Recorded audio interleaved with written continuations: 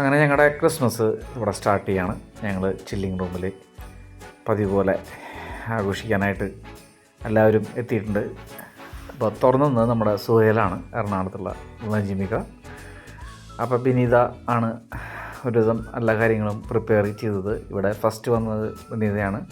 അല്ലാതും ക്ലിയറായിട്ട് തന്നെ ഞങ്ങൾ ഒരുക്കങ്ങളൊക്കെ ചെയ്തു. ഇതൊക്കെ ഗിഫ്റ്റുകളാണ്, ഓരോരുത്തരുടെ ഗിഫ്റ്റുകളൊക്കെ കൊടുന്ന് വെച്ചിട്ടുണ്ട്. അപ്പോൾ അതെല്ലാവർക്കും ഷെയർ ചെയ്യും അങ്ങോട്ടും ഇങ്ങോട്ടൊക്കെ ആയിട്ട്. അത് ഒരു ഗെയിമുണ്ട്, അതൊക്കെ ഒരു സെറ്റിലാക്കിയിട്ടാണ് വന്നിട്ടുള്ളത്. ഞങ്ങൾ അല്ലാതും ഓരോ കളികളുണ്ട്. അത് ഗെയിം കുറച്ച് കഴിഞ്ഞാൽ സ്റ്റാർട്ട് ചെയ്യും. അപ്പോൾ അങ്ങനെ ദിയാൻ ജമ്പ് ചെയ്തിട്ട് പിടിക്കാൻ നോക്കിയാണത്. അങ്ങനെ ഞങ്ങൾ കുറച്ച് ഫുഡൊക്കെ ഉണ്ടാക്കിയിട്ടുണ്ട്. അപ്പോൾ എല്ലാവരുടെ വീട്ടിൽ നിന്നും ഫുഡുകളൊക്കെ കൊണ്ടുവന്നിട്ടുണ്ട്.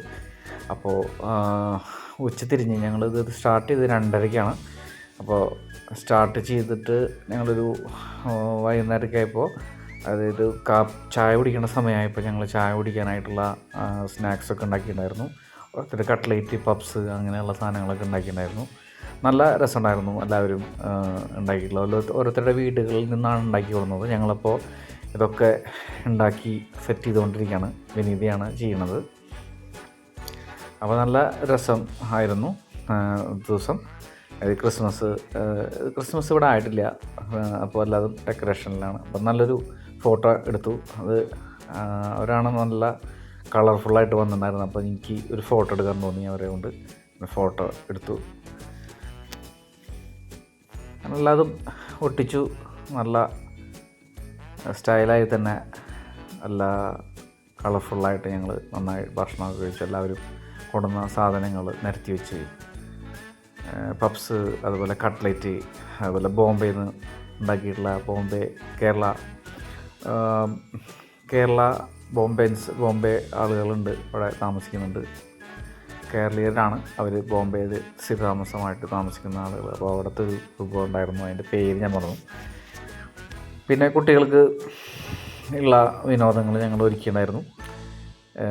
ബിസ്ക്കറ്റിൽ ഇങ്ങനെ കളറ് വെച്ചിട്ട് ഇങ്ങനെ ഡെക്കറേഷൻ ചെയ്യൽ, അതൊക്കെ ഈ കഴിക്കുന്ന സാധനങ്ങൾ തന്നെയാണ്, കളറാണ്.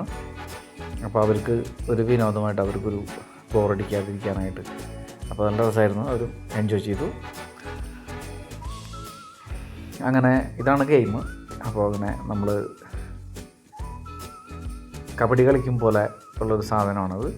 അതിട്ടിട്ട് 6-5 വന്നു കഴിഞ്ഞാൽ നമുക്ക് പ്രൈസ് അങ്ങോട്ടും ഇങ്ങോട്ടും നമുക്ക് വാങ്ങിക്കാം. അപ്പോൾ ആർക്കാണോ വീഴുന്നത് അവർക്ക് ചൂസ് ചെയ്യാം പ്രൈസ്. അങ്ങനെ അത് കഴിഞ്ഞിട്ട് സ്റ്റീലിംഗ് പ്രൈസ് ഉണ്ട്. സ്റ്റീലിങ്ങിൻ്റെ ഒരു റൗണ്ടും കൂടി ഉണ്ട്. അത് കഴിഞ്ഞ് ഇതിപ്പോൾ കിട്ടുന്ന ഒരാൾക്ക് എടുക്കാം, ഗിഫ്റ്റ് അവിടെ നിന്ന് എടുക്കാം. അതാണ് കളി കേട്ടോ. അത് കഴിഞ്ഞ് ഇതിപ്പോൾ സ്റ്റീലിംഗ് റൗണ്ടിലേക്ക് എത്തി.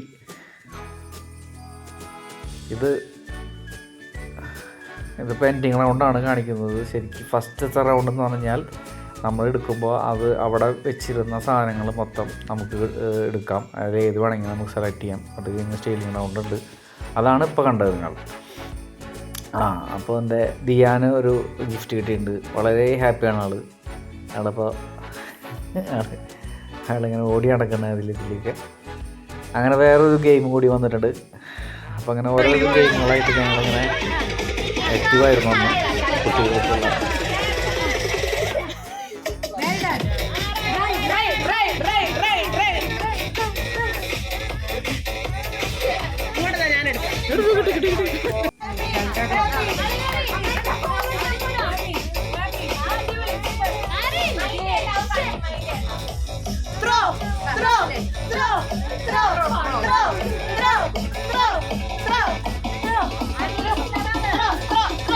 അങ്ങനെ അത് കഴിഞ്ഞൊരു വേറൊരു ഗെയിമാണത്. ഇങ്ങനെ തിരിഞ്ഞിട്ട് ഒരു 5 വട്ടം തിരിഞ്ഞ് നമ്മൾ കുപ്പിയുടെ കാർക്കിൽ അടിക്കണം. കുപ്പി നിലത്ത് വീഴാതെ കാർക്ക് മാത്രം അടിക്കുന്നൊരു